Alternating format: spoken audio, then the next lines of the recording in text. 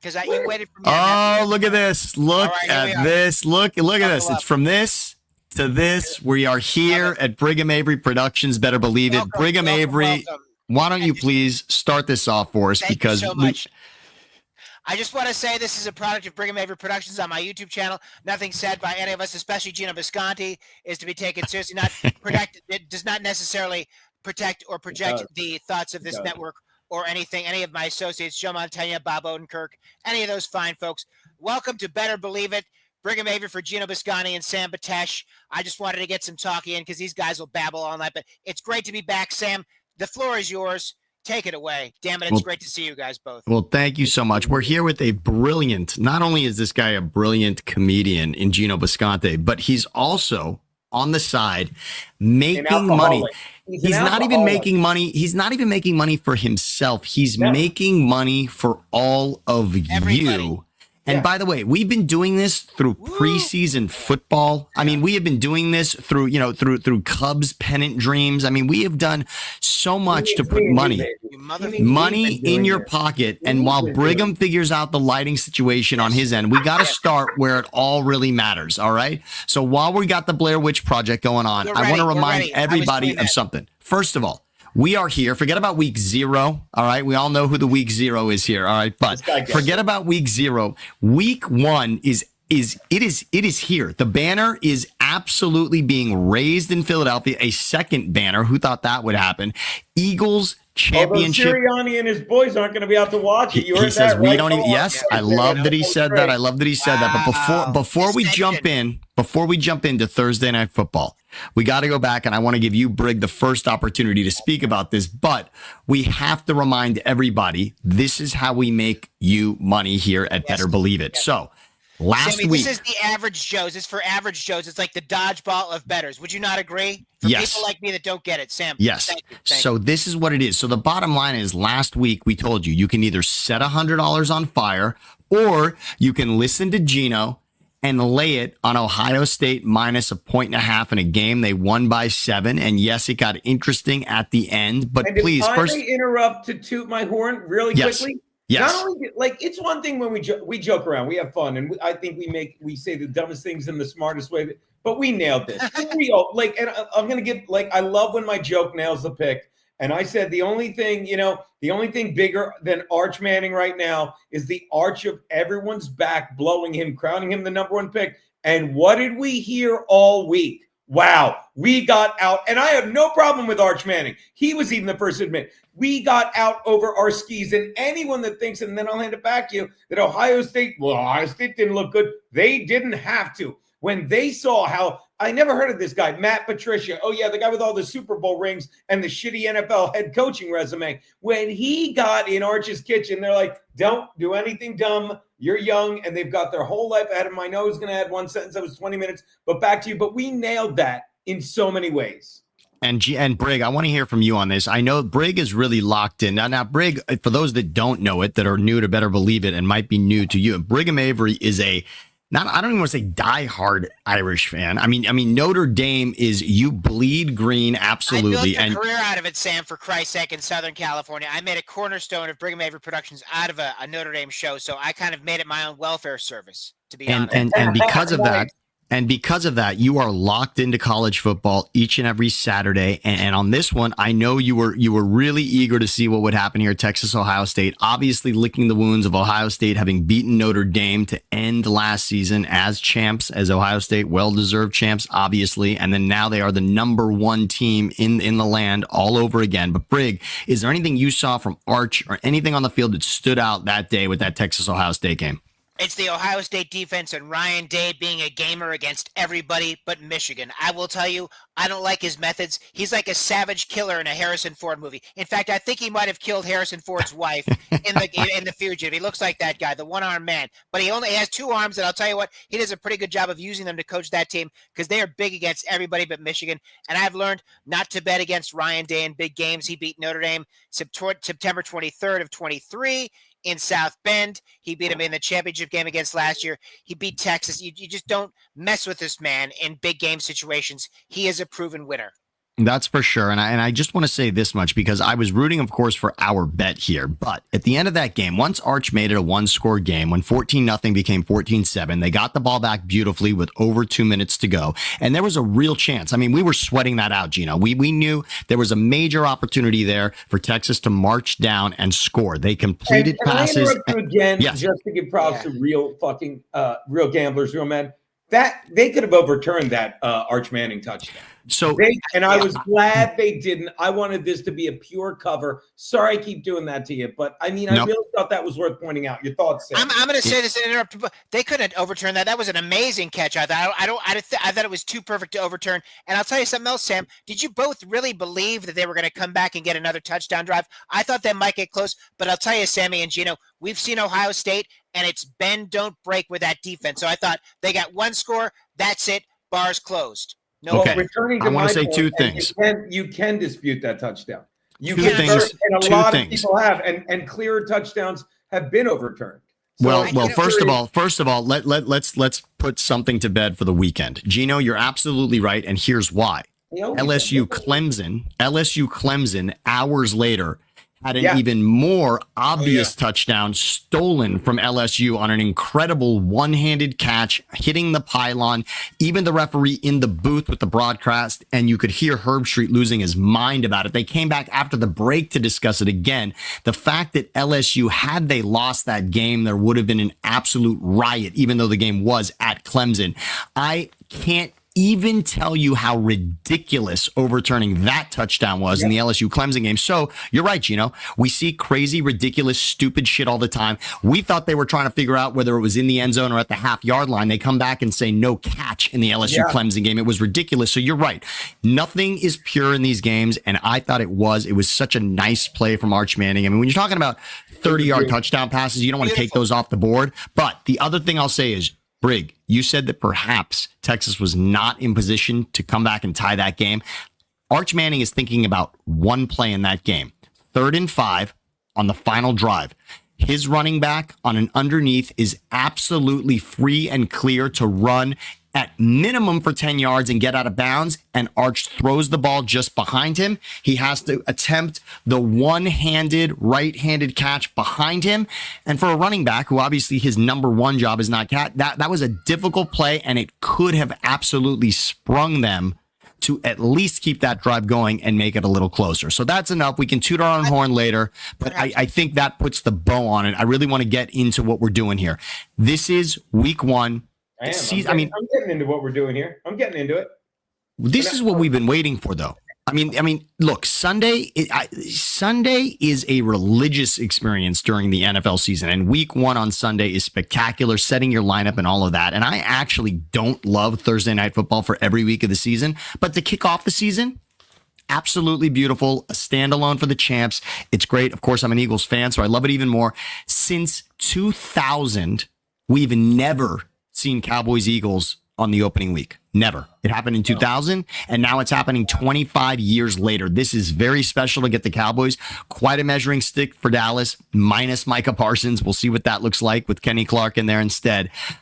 Geno, we just have to let everybody know, this is your first opportunity to make, look, we've already made, first of all, we put money in your bank in the preseason. So thank you. You're welcome for that. And now with that cash, now that we've got regular season games, what do we want to do with this first game, the Eagles opening up with the Cowboys week 1? We talked about this before we went on air, and I'll say it again. The 3 of us on air before this thing starts. Oh, it's unbelievable. Like this is, you missed it. But thanks for hanging out for the show. But we talked about this on air. It's like, okay, the line's 7. Love it. Now it's 8.5. All right. It's still big, but you don't change your mind now, because I'm telling you, they're going to be out of sorts. It's not just that Micah Parsons gone and you take a step back. The entire locker room is like, what do we get for playing our heart out for this team? What reward do we get? So that's a blow against the team. Not to mention the Eagles are just so good. And as I've said consistently, it's fitting that the wide receiver, you got Dak Prescott coming back, and even if he's playing his best game, and we know he's a coin toss from week to week when he's healthy, even if what are his weapons? After CeeDee Lamb, he's got friggin' Pickens, who was thrown out of Pittsburgh. He's got Javonte Williams, who washed out of Denver. And I'll say it again. It's ironic he's called CD because everyone else on the offense ranks CD or lower. There's no way. There's no way this – and you've got A.J. Brown returning. He's the leader. Jalen Hurts. With a little something to prove, and Saquon Barkley, who I believe they drove through the Meadowlands to Jersey to Philly to hand him the #1 top 100.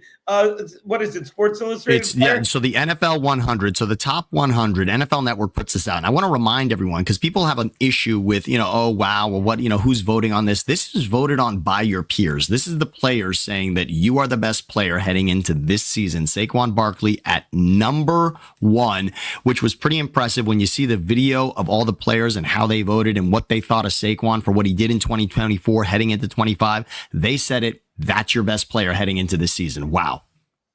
Yeah, I'll tell you, it's going to be a big thing for them to get that trophy in front of the Cowboys, too, because everyone still likes beating Dallas. Philadelphia really gets off on that division, and that says a lot because that's a hell of a division, so it's hard to bet against Philadelphia. Dallas has an amazing opening season record. I just want to mention one thing. Going into the 96 and the 97 season, Dallas opened that against Pittsburgh and against the Giants. And they kicked ass in both the kids. They have a history of doing this. I'm trying to be calling card, but probably not in this event. So it's interesting. And I think the opening game they're still getting their speeds right, but I think in this case Philadelphia is just so much talent, so much oomph, too much cheesesteak sizzling for the Cowboys. I want to remind everyone of this though. Now before we write off Dak Prescott. And this is why I have been adapted to Dak Prescott over the years, because I have seen Dak Prescott, his most impressive games actually come against the Eagles. Dak Prescott, now granted, he's not healthy for every one of these matchups. That we can count against him. But when he is, Dak Prescott is 9-4 against Philly. Now, those are different teams over the years, obviously, but it's not often that Philly is just awful. So 9-4 against the Eagles, you have to know that Dak Prescott shows up in this game. He balls out in these games. This is where again, the knock on Dak Prescott most of the time is not about regular season. The knock on Dak Prescott is availability and divisional round playoff wins. That's it. That's the knock on Dak Prescott. So when we're talking week 1 in a season with a new head coach trying to establish something and having this opportunity against your #1 rival, and the Super Bowl champions while we've got Jerry Jones' documentary ringing in the back of our head from the glory days, this is a chance. 8.5 is a big number. That's a stiff number in a divisional game. I love, Geno, that you're on the side of it that you are, because that's clearly where my family is going to be rooting. But I just want to remind everybody, Dak Prescott is no slouch in a game like this. And Sammy, I want to tell you something. Do you remember his own in a game like this? You're talking about these storied rivalries where these guys come in with a chip on their shoulder and they're playing the Eagles. Oh, yeah, you remember all those big games Javonte Williams had against it. Oh, wait. You remember all the games Pickens had. You remember who's the tight end? Turd Ferguson? Stop lying to these people. And you know what they're going to make? You're going to make them do what we've all done. I talked about this before. You're like, well, now it's 8.5, so I'm going to bet Dallas. And then Dallas is down 30 points, and you're rooting for a team that you knew was going to get blown out all week, but you were stupid because you worried about the fucking chip on, what's his name, Wilson Pickett's shoulder? Stop it. Stop it. 1, 2, 3. I love this pick for what it is. I love this pick for what it is. 8.5 looks massive, but you're right. You can see a lot of scenarios where this game, I mean, again, at 21-10, you're still clearing your bet easily here. So there are scenarios. Wedding night now. 8.5 looks massive until you realize I was lying. That's hilarious. Yeah, that's hilarious. But again, the difference between, as you know, Geno, the difference between 6 and 8.5, that's a pretty big difference. I mean, we can ask somebody in the room with you. That's a big difference. So, she's running around with her new hat. I can't. Yeah, no, her hat. She's a big Golden Knights fan. But all right, so let's move quickly. Now, we don't want to leave the NFL. We will get to college football. Trust me, there is more college football coming up here. But we have to celebrate what this is about. This is the opening of the NFL season, and this is what matters to people, and the amount of money that is going to be bet, the fantasy team lineups that are going to be set, the suicide pools, which we've already given you what we think on that one. But I want to move to one other thing, because this is just something I saw today, and I realized Geno's going to love to give you advice on this. When you're checking out teams, everyone's excited about Super Bowl futures, but I thought, why don't we take it to the other end of this? Who's going to get the #1 pick in the draft next season. Who will be the worst team in the NFL, the fewest regular season wins? Now, you realize a lot of years, now here's the only thing I want to preface this with, a lot of years you get teams with the same amount of fewest regular season wins. So Geno, much like the Kyle Schwarber anytime home run in the All-Star game where he hit three after the game. The Phillies get swept 3 straight games, every pitch. I watched every pitch in a 3-game sweep by the Mets, and then I'm streaming with my buddies on Thursday night. And didn't you text me? Yes. How about Schwarber? I'm like, what did I miss? God Like, damn. oh, you're not gonna be 1, 2, 3, 4, and he had a chance to come up again for a fifth one. To bring that up. But that's good. But what I want to remind people is if you have this ticket, I don't know. It depends on the book, but you can cash this if it is a tie also. In other words, if no one has fewer wins than who you choose here, you don't have to be worse. You just have to have fewest. But Geno, I want you to walk us through this. There are some good bets here. There's some money. To me, this is another fun bet to have. All right. The Super Bowl's tough to pick, but picking it on the other end for the worst is another way to go. And it changes a lot. Week 17 and 18. This matters. This plays a factor.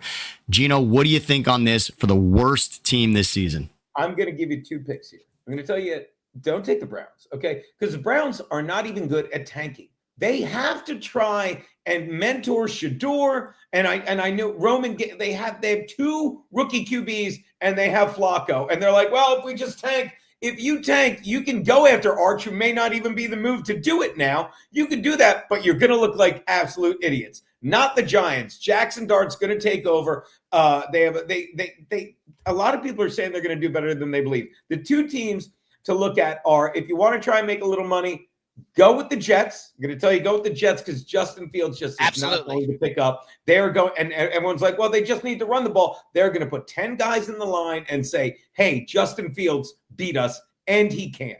And obviously, the obvious bet is the Saints, and they just keep. I mean, they have nobody at quarterback. They drafted that rookie, Tyler Shuck, and they gave it to Rattler, who we know stinks. You cannot convince me they're not going for that hometown cooking. New Orleans, let me tell you 2 places you put him. You put Arch Manning in Dallas. You put Arch Manning in New Orleans, not in that order. New Orleans and Dallas.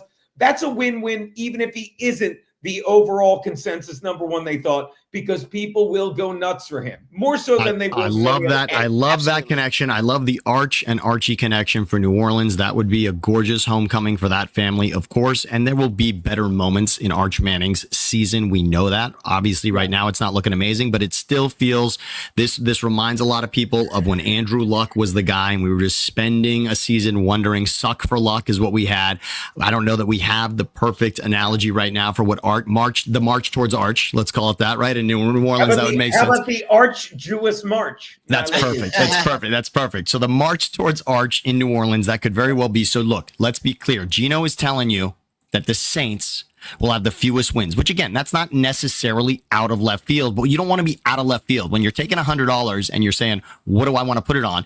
$400 is nice to make. And if you can do it, and if you can be on the right side of this, the Saints is where to go. Sometimes it's good to take the obvious. Now, Brig, is there anyone else on this board? Is there anyone else on this board? I mean, obviously, we're telling you to put it with Geno, make $400, but is there anyone else on this board that you think is worth a little sprinkle, as I like to say, Brig? I do too, especially at Dairy Queen. Yes, but I would say specifically that the Saints, with that new quarterback and that new coach coming in, that's just a recipe. That's a rendezvous with death for them, and I cannot get around that. Specifically, I think Justin Fields, who I've been told will never get it in the NFL, I think that's a great recipe for disaster as well. I think those 2 teams together, but you just can't deny, and I didn't mean to interrupt both you guys, but that combination of Kellen Moore and the Riddler, those quarterback and the coach, is just going to be a suck fest down on the bayou. That's a great one. That's a great one, Brig. So take it with a grain of salt. Obviously, I'm on the Saints. You know my feelings about that coaching staff. Of course, their defensive coordinator is Brandon Staley, and as you will see in my Geno's picks, I added another line. I'm like the only. What did I write? I'm like, the only DC that should be associated with Brandon Staley is the comics, because he's a fucking joke. He's a fucking joke. I'm glad we all got out of the way for that. That was a beautiful delivery, Geno, and it's so true. And I want to look at this. I want to look at this again as we talk about sprinkles. I just want to say again, put your money in a safe and get your Saints bet in for the $400. But if you want to look at something fun that, honey, we're going to make another investment. If you want to look at one on here that pays out pretty nice, and I would say has a real shot. Yeah. The Miami Dolphins offseason has been a fucking catastrophe. Yeah. Nobody is excited what's going on there in Miami. Nobody is confident about how many games Tua is going to be on the field. Tyreek already told you he wants to leave. Devon Achane, their best player, is already questionable week 1. This is not going well. And again, Minkah Fitzpatrick's not excited about going from Pittsburgh to Miami. You got Jalen Ramsey shipped out of town as well. And who still has faith in their head coach? And again, McDaniel. They've lost him. 2 years ago, he was the guy, and now all the stories are coming out that the culture itself in Miami, which I wouldn't have thought was an issue, but apparently it is a disaster there. So that's all I want to say is if you want to, maybe take a look, just take a look at the Dolphins, and you're not going to see it. The schedule's not going to jump out as brutal, except for the fact that the Patriots are better. The Bills are going to smash that division, and this is a team trending in the absolute wrong direction. And if Tyreek Hill wants to prove us wrong, that's okay. But that's all we'll say about that. All right, now the biggest news in the world since we last spoke to each other is something that I have to admit, we're right a lot. We are right a lot at Better Believe It. But let me eat. If you want to hand me a crow, I will eat it. What do I say about training camp headlines about players that are unsigned? I've told you both this 100 times. Yeah. Oh, this is a bunch of bullshit. We're all going to forget about this. Maybe he misses some preseason games, and then we all just move on with our lives because the player gets signed, and especially in Dallas, where they love handing out cash, their best players get paid because Jerry likes to be around superstars. He likes building superstars, and he likes proving to everyone that he was right about making those draft picks in paying those guys and having them show up on the highest paid players list again and again. And he did it with Dak Prescott. He did it with CeeDee Lamb. And I thought for certain he was going to be doing it with Micah Parsons. And instead, what a missile through the offseason that Micah Parsons is a fucking Green Bay Packer, which Brig is a Bears fan. I know you are just. They beat the Cowboys the last 3 years, you guys. I will tell you, this is a long-standing Betesh and Geno of Jerry having himself bite himself in the balls, because this goes back to, do you remember last year those radio announcers in Dallas? Jerry came on and said, I'll fire you boys in a heartbeat. They were talking, Sammy and Geno, about specifically what you're talking about now, about how he was late to sign draft picks, about how that caused chaos, and that made him so mad. And then it came back. He thought he'll never leave. Finally, he left. Finally, the hooker left you. You slut. You know what I mean? That's what happened. They called you out. I never thought it would happen either. I didn't. But finally, his chaos came back. It's like he said it on the radio, and it came back to bite him in his old ass. Well, Gino, I'm going to get to a bet on this, but I want to make another point. And Brig, you are right. This unraveled, and the last guy I thought wasn't going to just show up with a briefcase.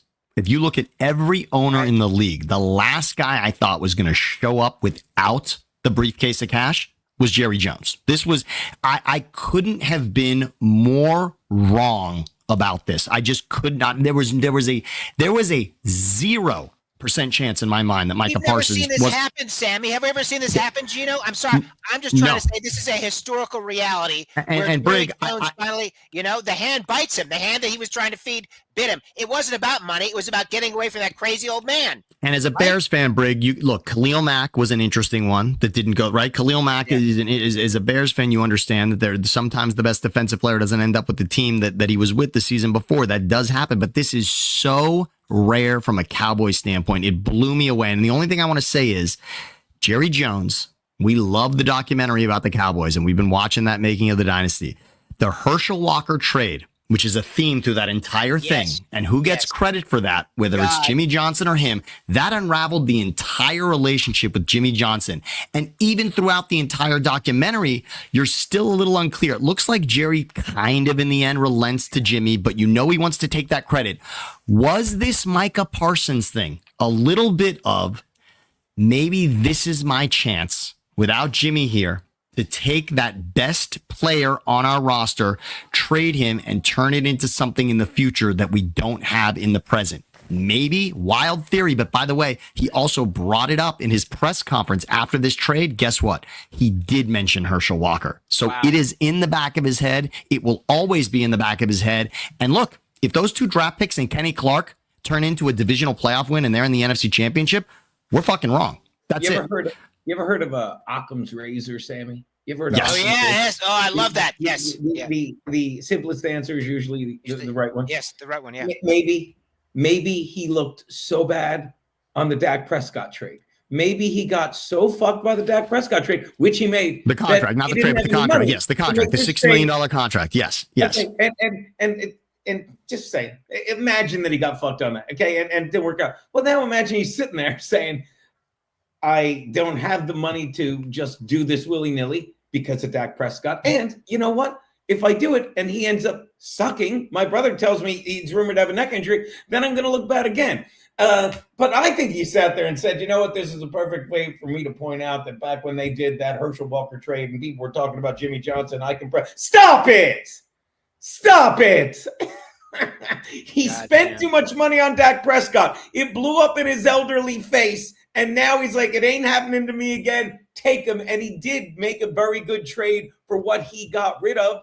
I will say that. But it looks like a good trade because he got rid of the guy that deserves to be paid the most money in the NFL, period. A lot of people say non-quarterback, but then you realize the quarterback is Dak Prescott, and that's why he's in Michigan, in Green Bay. And I just want to say this, Geno, it's an interesting point you bring up about non-quarterback and the money because here's why. Eventually. What is the greatest neutralizer in this league? You can say that a quarterback is right, but if you can get to the quarterback, that changes everything. I mean, that's the ultimate kryptonite here is the guy that actually stops the quarterback is exactly in Micah Parsons' shoes. So you're right. Maybe it's Max Crosby and maybe it's Myles Garrett and maybe it's Nick Bosa. Maybe these are the guys that deserve the most money in the league and not the quarterbacks because you could argue that's the only way that you're ever going to beat those quarterbacks. And we saw what the Eagles did to Mahomes in that Super Bowl. But now let's get to the game. So I want to remind everyone, don't make up your mind about the Cowboys being right or wrong. I mean, again, give it 5 years because that's what it's going to take. But definitely don't come at any of us after Thursday night because at least see what the Packers look like with Micah Parsons first. We're going to see the Cowboys without him. Let's look at the Packers with him. And that brings us to the game on Sunday, which I think is the second best game on the slate when we start the season. I think without question, the Ravens and the Bills is the number one game. And the number two game is this Lions-Packers game now that Micah is a Packer without question. But, Geno, let's take that $100. Let's get it out of the fireplace and let's make some money with it. What can we do with $100? Maybe we'll have to sprinkle a little more on the 100 for this bet. But is it all eyes on Micah Parsons in this game? From a defensive standpoint, what do you see happening in this Lions and Packers game on Sunday? Micah Parsons is going to be a great story and currently is a great story leading up to that game. But we talked about this off air. The real story in the Detroit on the Detroit side of the ball is going to be Aiden Hutchinson. He's making his way back. He was so bummed he was going to miss the Super Bowl. Then he was even more bummed. He was the only Lion actually at the Super Bowl watching from the stands. And this is the guy, like, if you want to bet on a guy to record a sack, it's going to be Aiden Hutchinson. He is always the face of the team. He always shows up. He is that storybook tale. He's the guy. But this is not the team to put your money on. The team to put your money on here is Green Bay. You've got, we've said, you cannot tell me, you cannot convince me otherwise that Jordan Love is back. He's playing more confidently on that knee. He got better as the year went on. I just think Green Bay's got a lot more weapons. You got, Jesus Christ, I almost called him Julio Jones. Why do I always get his name wrong? The running back they got from the Raiders. No, you're talking about, no, definitely not Julio Jones. And Aaron Jones is in Minnesota now. So you're talking about Josh Jacobs. Yes. I knew it was Josh Jacobs. Thank you so much. Number 8, Josh Jacobs. And I just want to add to LaFleur, that coach for Green Bay. Doesn't LaFleur seem like he's ready to take it to the next level? He's so entitled. He yells, he screams. He's like young Belichick. So as much as I hate LaFleur for Green Bay, I feel as though he's doing a hell of a job, and it's his year to take it to the next level. I wouldn't fuck with the Packers at all. I think they're there. Look, Geno, you are a long-suffering Bears fan. And this division, sorry, Geno. Yeah, of course. No, Geno's bleeding. Yeah, no. This is on you, Brig. You're the Bears fan. You're the Bears fan. Geno's the Chargers fan. But when you look at this division, it looks like it's going to run through one of these two teams. Everyone's convinced of that. Without nobody thinks JJ McCarthy's winning that division in his first season as the starter. So this is about the Packers and it's about the Lions. And when we look at this, I also want to remind everybody that the game that launched the Lions onto the path that they're on right now as a favorite in the NFC. The game that launched Sunday Dan night Campbell, game, Sandy. Sunday night Week 18, Aaron Rodgers' final game as a Packer was Dan Campbell and the Lions coming in and upsetting them in Green Bay to end that season to keep the Packers out of the playoffs in that last game.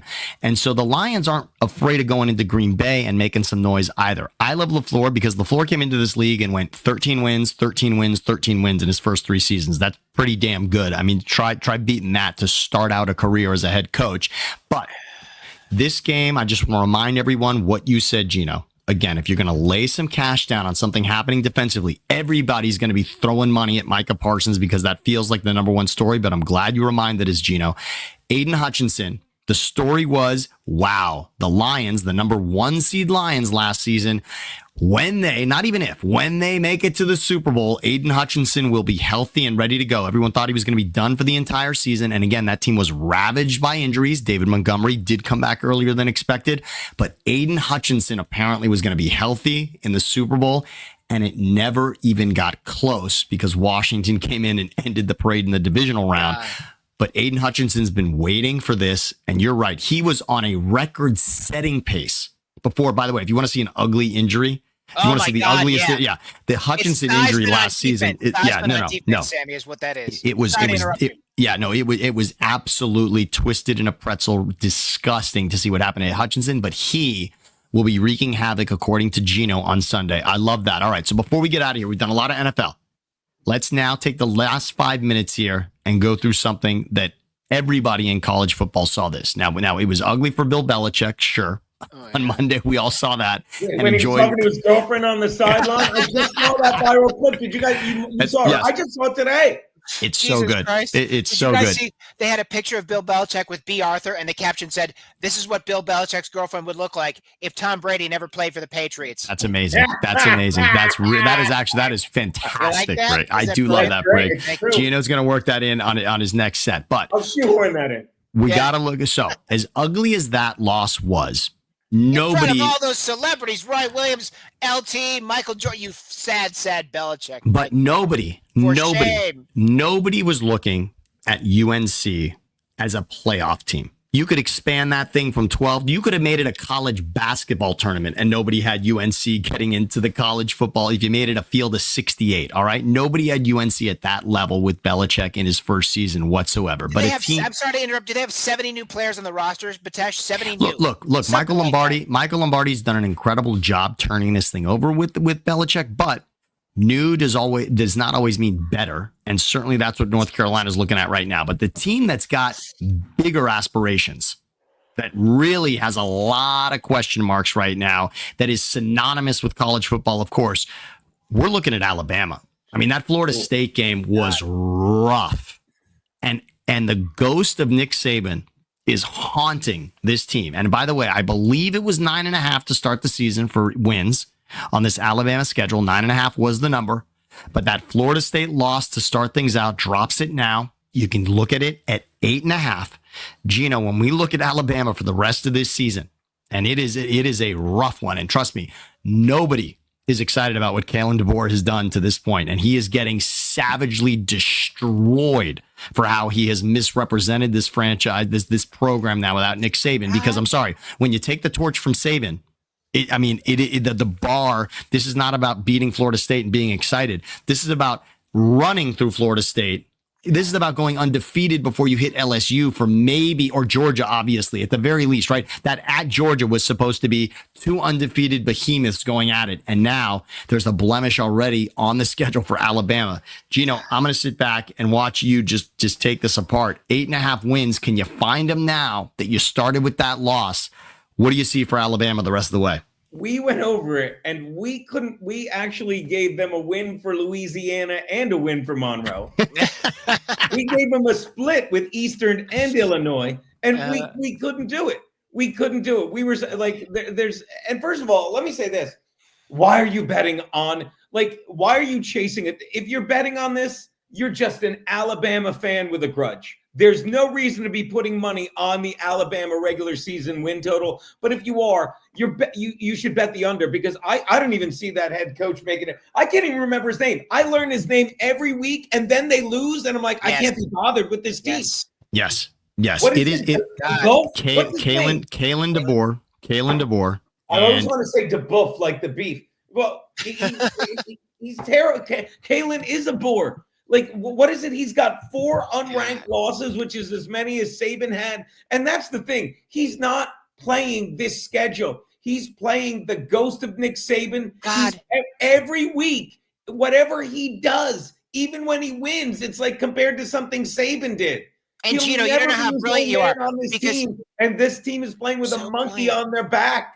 That was so brilliant, Geno. You're so brilliant. You know why I came back to bite him? Who did they lose to last year? Please go. They lost to Vanderbilt, and they used Saban. They used his clipboard material to beat them. They put his face up there like he was still coaching the team when they lost to Vanderbilt. Do you remember that, Bisconte? They put we can win anywhere anywhere's hard except Vanderbilt. They used his face on the screen. He was their Huckleberry, even though he wasn't the fucking coach anymore. That's fucking insane. He's right. Well, there it is, boys. We're going to get out of here in the next 2 minutes. I just want to remind everybody what we've done. So if you're looking at Alabama the rest of the season, it's an ugly one. And this is not the greatest week of college football that we're heading into. And obviously, as Geno just said, for Alabama, it looks like a win for this weekend for them. And obviously, this weekend is about the NFL. It is. But we are under the Alabama win total the rest of the way. But now we want to recap everything that we want you to do. There are some futures on here, but there's some money to be made this weekend from Geno. We've got 2 opportunities this weekend for you to make money on Better Believe It. And usually we'll give you 1. We've got 2 right here. So take a look, take a picture of this, and understand how to make money because of Better Believe It. We have been on a nice tear. Geno, if you're over 55% with this, you are considered a professional. Okay. Yeah. You are considered a professional if you can hit on 55%. Better Believe It right now is well above that. We are clearing that. And then I think that's 80%. Geno. Yeah, and now that I've said it, wow, what a maloik. Yes, you're right. We never want to count them before they happen, but let's take a look. For Thursday night, race home and make sure you see that banner drop for the Eagles. Eagles minus 8.5 against the Cowboys. Geno likes that. He has no problem. And he says, don't get scared when you love one team over the other one. Just because you watch the line move from 7 to 8 to 9, if you know that team is that much better, don't convince yourself that those 2 points are the difference. And yes, we can eat those words if that happens, but usually these things are that team is going to clear a number like that. And that's what Geno likes in this one. And I just want to remind everyone, Dak is 9-4 against the Eagles. That's a just saying, which, by the way, my least favorite statement in the world is just saying, because you know what happens when you just say something? You actually said it. You're not just saying it, you're saying it. So don't forget Sammy Betesh's warning, all those hard-fought games of Cowboys like Javonte Williams against Buddy Ryan and George Pickens. And who can forget Jalen Tolbert the time he went up against Ray Stop it. I love it, Geno. I love your confidence. My family's from Philly. You know what? You and I both are on this side of this. That's all right. All right. You guys must love the 1980 NFC Championship game. And they finally get over, right? Give it to me all over again. No doubt about it, Brig. All right. Fewest wins in the NFL. Give yourself a loss. By the way, if you got this bet, you know where you're rooting this weekend. It's an easy one. So the Saints, you just want the Saints to lose every week. This is a great bet. This is a nice way to turn $100 into $500. Fewest wins this season will be the New Orleans Saints. Now, another bet that can win you money this weekend on Sunday, Vikings and Packers. You're all going to be looking at Micah Parsons because he's going to be wearing a new uniform. But the guy that was injured brutally last season for the Lions and maybe would have been the difference in that divisional game against Washington, Aiden Hutchinson is the guy that Geno wants you to circle when you're looking at a defensive play to make in this game. And if I can say something I always say, he's easy to root for. Yes. Have you ever said his name, guys, and been like, oh, that asshole? He is so easy to root for. Like, even if he doesn't get one, and he will, not good, but you'll be like, darn it. But I mean, who doesn't love this kid? Back to you, Sammy. I'm sorry. Absolutely. And the last one, we just said it, Alabama, an ugly loss to Florida State. And frankly, Geno doesn't see it getting better. And let's remind everyone, we've got games against Georgia, LSU, and Oklahoma on this schedule, and Auburn, of course. Yeah, so don't forget, yeah, exactly. So Georgia, LSU, Auburn, and Oklahoma, and that's if there isn't a trip-up game somewhere else in there. But that's 4 heavy, severe games for this Alabama team. And right now they are feeling the heat. Absolutely. So there you go. Take that picture. You got the Chase bet of the week. Take that. You know that $100 bet we had you frame on Miami? Yes. Yes. Yeah. Yes. Yes. Every week, whoever they're playing, take the money line. That's because it. you know they're going to win. It's hilarious, and we love to do that. All right, so there you go. That you better On believe behalf it. of all three of us, you're welcome. Enjoy the rest of the season. Wipe Enjoy. nothing on every Miami game. Enjoy this. We will see you next week at Better Believe It. For Brigham Avery, for Geno Bisconte, I am Sam Betesh. And again, take our picks to the bank. Thank you. We Gino, love the alcohol's kicking in. I love it. We love making you money. Good night.